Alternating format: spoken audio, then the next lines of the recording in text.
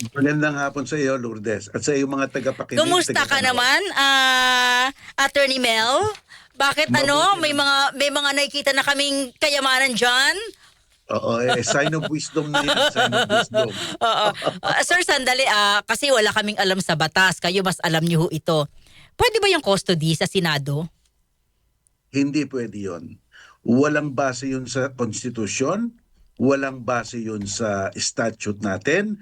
Yun ay tinatawag lang nilang tradition, ano ba yan, protocol or something like that. Mhm. Pero hindi tinitinag ng tradition at protocol yung inuutos ng batas at yung mga nakatakda sa konstitusyon. Alam naman natin, Lourdes, no, na pwede ka lang hindi hulihin kung nasa session ka at ang penalty ng pinaparatang na krimen sa'yo ay below 6 years.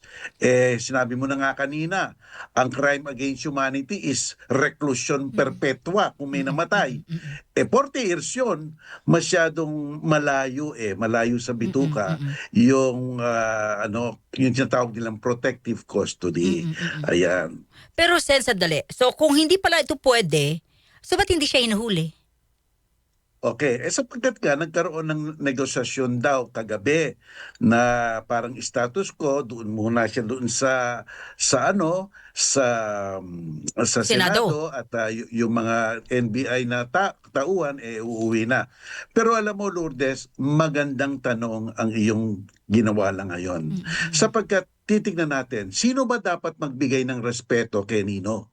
Kasi sinasabi nila co-equal body, di ba? Mm-mm. Mm-mm. Senado tsaka Executive, NBI. Sino ba dapat ang magbigay ng respeto sa pagkakataong ito? Ang tingin ko dapat ang Senado ang nagbigay ng respeto sa Ehekutibo. Bakit? Mm-mm. Sapagkat sa ating konstitusyon, kanya-kanyang trabaho yan. Ang legislature, ang trabaho nila gumawa ng batas at mag-impeach. Ang executive naman ay public peace and order, humuli ng dapat dakipin Mm-mm. sa foreign affairs, kausapin ng mga banyaga, yan ang trabaho nila. Mm-mm. Kaya kung titignan mo ang trabaho ng bawat isa, malinaw na ginagawa ng executive ang function nila under the Constitution. Iyon dapat ang respeto, 'di Mm-mm. ba? Mm-mm.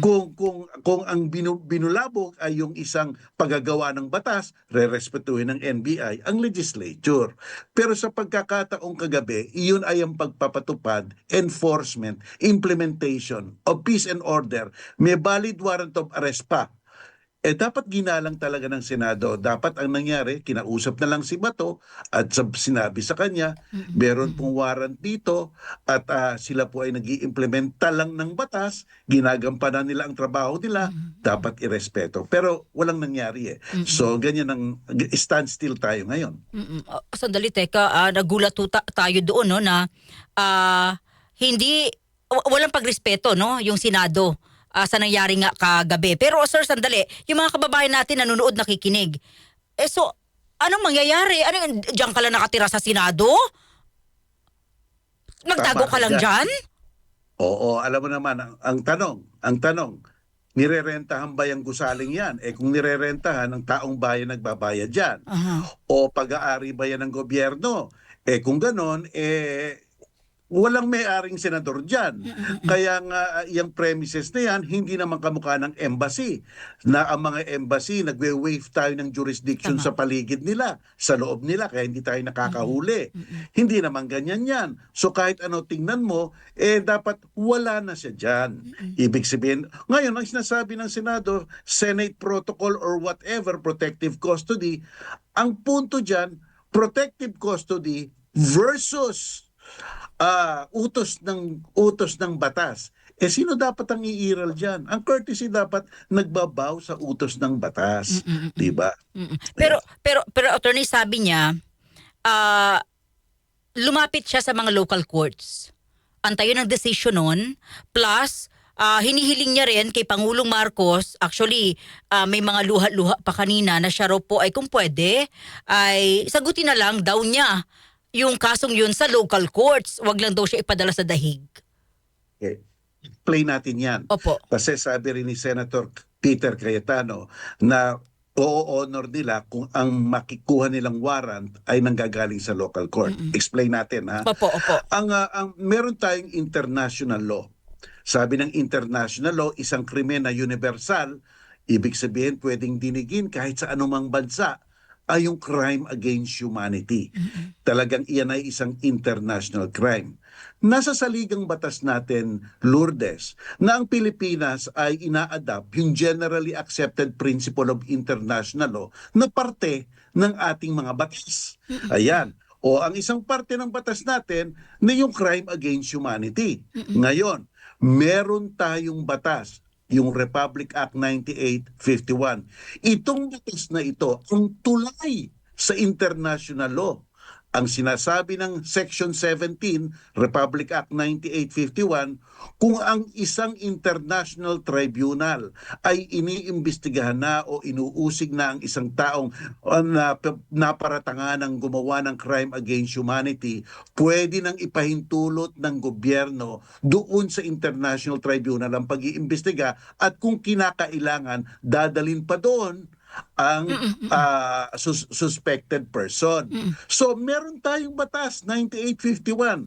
Kaya therefore nung nag-issue ang warrant of arrest ng ICC, tinatanggap natin kasi may 9851 tayo. Ngayon, kapit na naman natin sa constitution natin. Opo. Sabi, Lourdes, nasa ating Bill of Rights na walang sino man ang dadakipin maliban na lang kung merong warrant of arrest na inisyu ng judge. Kaya lang ang nakalagay sa ating constitution, hindi naman sinasabing local judge lang. What you do not distinguish, we do not distinguish. At lalong-lalo na, because of Republic Act 9851, tinatanggap natin ang mga akto ng West Tama. sa International Tribunal. So, yun ang tulay, yun ang kabit. Kaya hindi na talaga kailangan ang warrant of arrest sa local court sapagkat tinatanggap na natin iyon. At isa pa, Lourdes, no? Ang tanong ng mga kababayan natin, bakit nga ba tayo pupunta sa ICC kung ang habla ay crime against humanity? Eto, Lourdes, masasabi ko sa ito, wala pang husgado o wala pang piskal na nag-hearing sa ating bansa, nag-umpisa at nagtapos ng tinatawag na crime against humanity. Walang may experience sa Tama. Pilipinas niyan. Kaya mas mabuti nang bigay natin sa mga dalubhasa. Iyan rin para proteksyon ng nag-uusig ng mga akusado para tama ang pagde-decide. At pangalawa, sa practical level, alam mo naman, highly political ang mga ihinahabla ng crime against Tama. humanity, matataas na mga tao.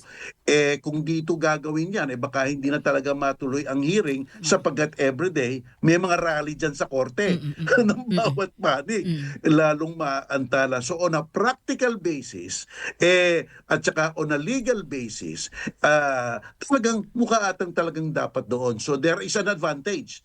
Geographical and apolitical yung West doon, di ba? Okay. Talagang insulated siya. Sandali, attorney. So, bakit, may mga abogado rin naman po kasi siya. So, bakit umakit pa ho sila sa local court? Kung alam Yun ho nga. yung mga sinasabi nyo. Ang dami na nga nagsasabi nito ng mga international lawyer at mga ilang pang mga abogado. Pero siguro ang punto nila, yun ang kanilang advocacy na basta't isinalang natin o ipinaubayan natin sa banyagang korte, parang binababa natin ang ating sovereignty. Parang gano'n na siguro ang kanilang mga dahilan.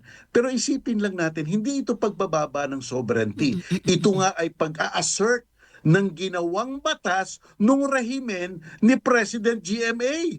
Alam mo ba itong Republic Act 9851, ang gumawa nito sila Juan Ponce Enrile, sila I think sila Trilonian, sila Sagisag, mga senador nating matatalino noon. Tapos, ang pumirma niyan, si President Gloria Macapagal Arroyo. Iyan ay 2009 na batas pa. Nahandoon lang. Iyon, nagkaroon ng sitwasyon na naaako dun sa batas na yon, ginamit. Oo. Ano pang masama dun, di ba? Oo. Pero sandali, attorney. So ano po yung impact nito sa amin, sa ating bayan, na anytime pala pwede na siyang hulihin. Pero doon nagtatago siya, the aircon, sa Senado, may security. Anong impact nun sa amin, sa bayan, sa Ang impact batas? natin, ang impact Lourdes, dito natin nakikita na kaya nawawala ng tiwala ang ating ilang mga kababayan sa hustisya natin. Sapagkat 'di ba ang daming nagsasabi na may experience dito. The only way to prevent effectively ang krimen dapat may kasiguraduhan na yung gumawa makukulong. Kasi ang nangyayari sa atin kung pwede pala tayong paikot-ikutin kaya yung mga Tama. mga hinahabla naglalakas loob total naman papaikot-ikutin lang yan, hindi naman ako mahuhuli diyan. So yun ang impact sa atin, yung lalo nating nakikita ngayon ang parang walang kagana-ganang gulong ng hustisya, no, lalong-lalo na isa pa, di ba, parati nating sinasabi, Lourdes, no? Opo. Para dalawang klase ang justice dito Tama. Doon sa mga malalakas At at doon sa mahirap. mahihirap Mm-mm. lalong na-emphasize yun. Di ba? Lalo talagang na-emphasize. Talagang yung mga sakit na sinasabi natin na dumadampi sa hustisya, paratang talagang totoo yun. So, yun ang epekto sa atin. Yun ang epekto sa atin. Attorney, last, no? Tatalo lang ako ng konti. Ano po masasabi nyo sa pagbabago na naman ng pamunuan sa Senado at nagkataon na may impeachment na aakyat ho sa kanila? Oo. Sabi ng ilang mga senador, wala daw itong koneksyon sa nangyari sa mababang kapulungan na vote. Opo. Pero hindi natin matatanggal ang perception ng mga tao na may connection yan. Kasi what a coincidence, ano? Kasi isang spectacular event na nangyari sa mababang kapulungan, siguro may nakaisip, dapat ma-neutralize to ng another spectacular event dyan sa Senado. At hindi lang yon, merong isang dadating na senador na hindi naman magbabalangkas ng batas, boboto lang para palitan yung tawag mo dito? President, Yung Senate President. parang ah, parang ang gusto kong sabihin, Lourdes, tingnan nyo naman kasi ang context so hindi nyo siguro mapapagkaila na yun. At kung bumoto yung 13 people, iyon ang parang tinuturing ng ilang mga tao na talagang kaalyado ni Vice President Sara Duterte. At alam mo, ang tuloy, ang nangyari ngayon, ang sinasabi nga ng mga tao, basta pumunta na yung trial sa Senado, malakas dyan si Sara Duterte. Kasi para ma-convict siya, 16 Opo, Below oo. 16, 15, 14, 13, wala. Acquitted yun. Di ba? Mas lalo atang mas lumakas Tama. ngayon. Kaya dapat ang tayo ikaw Lourdes, nakasalalay sa iyo ngayon ang bayan. Dapat magpupuna tayo, magpupuna, magtatawag ng pansin. Oy, bakit hindi tinanggap yung ebidensya yun? Tama. Di ba yung mga gano'n? Bakit ganyan? Para magkaroon ng pressure to mga West na sana gamitin ang kanilang konsyensya, hindi ang kanilang pagkaalyado. Kasi ito, laban to ng Lourdes. Opo.